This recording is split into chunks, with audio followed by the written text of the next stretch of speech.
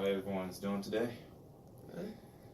Alright, so my name is Mario Curry, and this is my demonstration speech on how to play Scrabble. So, to start off the game, you're going to need about 4 tools. You're going to need the game itself, a pen, a notebook to write down people's scores, and a dictionary for if anyone wants to challenge a word. So I want to start off with a brief history about how to play the game and what the game is all about. The game was made in 1948 by a man named Alfred Butz. He's not related to Butz Airfield in any way. If you know, in 1948, this was a very hard time in American history, around the same time as the Great Depression. And when this game went viral, I should say in any way, it gave a lot of people hope and lifted a lot of spirits during that time. So Alfred Butz has been making games for a very long time before that moment, and he's been trying to make word games very successful for a long time before that. But one of the things that he came into hindrance with was that the game wasn't very popular because it didn't have a score base like most card games. When he added that, the success of the game skyrocketed. So without further ado, I would like to start the game. Right, so the game did not really skyrocket until one of the CEOs of Macy, Jack Straus, actually played the game on a vacation trip that he had. He fell so in love with the game that he placed it in every Macy's, countrywide, and from there on the game skyrocketed. So one of the things I'd like to say after this is, to start off the game, each player is going to pull one letter from the Scrabble bag. Right? That's all. Yep. One myself, and so I'm not going to want to show anyone your letter, but the letter which is the highest being A and lowest being Z, determines which player gets the first turn. Alright, so let's show our letters. Got B, M, D. Alright, I got first goes.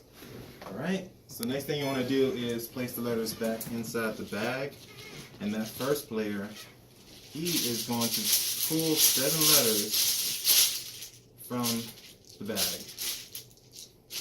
Next thing the first player is going to do is place his word on the centermost part of the board.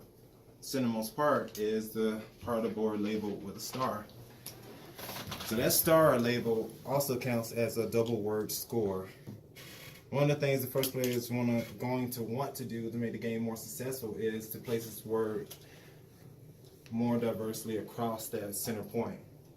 Because if he places it, say, his starting letter on that centermost part, then the game is very limited on the idea of what you can do, and it makes most of the players place their letters on one side of the board, which limits the game. Right, so I'll start off by placing my first word here. And, okay, the next thing that's going to happen is, after I place my word down, I'm going to want to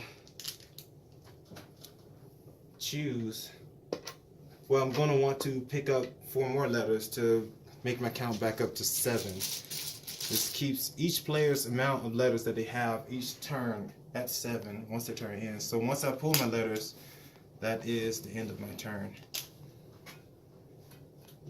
So 1, 2, 3, 4, 5, 6. 1 more, 7. So after my turn, the game is going to continue clockwise. So over to you. You're going to pull 7 letters, and from that point on, the idea is you can choose to either challenge my word as your turn or continue playing. So what happens when you challenge is you use the dictionary to basically say if my word is wrong or not. From that dictionary, if the word is inside of it, that means that you lose your turn and the game also continues clockwise. But if the word is inside, then I would lose my turn. I would have to retract my letters, and I would end up losing my letters and my score from that turn. So one of the things I forgot to iterate, on my first turn, that since I got a double word score, you count all the letters, the numbers with the letters. And from that point on, you're going to calculate your score from there. So with all the numbers, it adds up from 2, 3, 4, and 5. But with a double word score, you will add all those numbers up times 2 to give you your first score, which will be 10. So I'll put my score down here, and we'll go to the next person if he wants to challenge my word or not. And if he does not, then he would start to put down his first word, and the game will continue on from there. So as the game continues, how would you know it would end would be because there will be no more letters inside the Scrabble bag. And from that point on, if you have any letters still left on your board, on your little Scrabble piece here, you would end up subtracting the amount of letters from your actual score, and that would give you the winner of the game. So from then on, my name is Converter Curry. This is my speech on how to successfully play Scrabble, and thank you for listening. We're going to continue playing. A few things I didn't get to explain while we were first starting the game, and that we've been playing for a while now, is that once a person puts a word down, if another person has that same word and tries to put the same word down, they cannot. They will have to retract their letters back. Another thing is, after you actually scored a label already on your turn, so say if it's triple or quadruple letter score, after your turn ends, that label is null and void. So if another person tries to use it, it will only count for the letter.